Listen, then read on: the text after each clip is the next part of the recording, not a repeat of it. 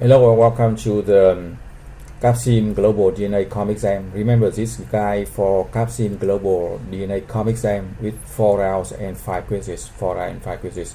I show you the strategies you can customize to your game because CompXM may be different from student to student, right?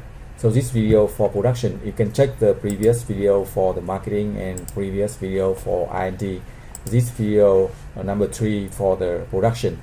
So for production it's quite simple. We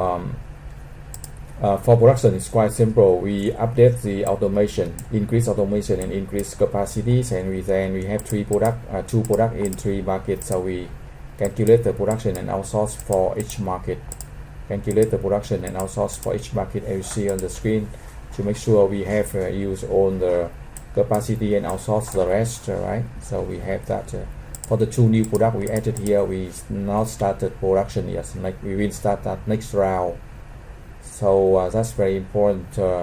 We increase automation and capacity, so we have enough capacity for the next round.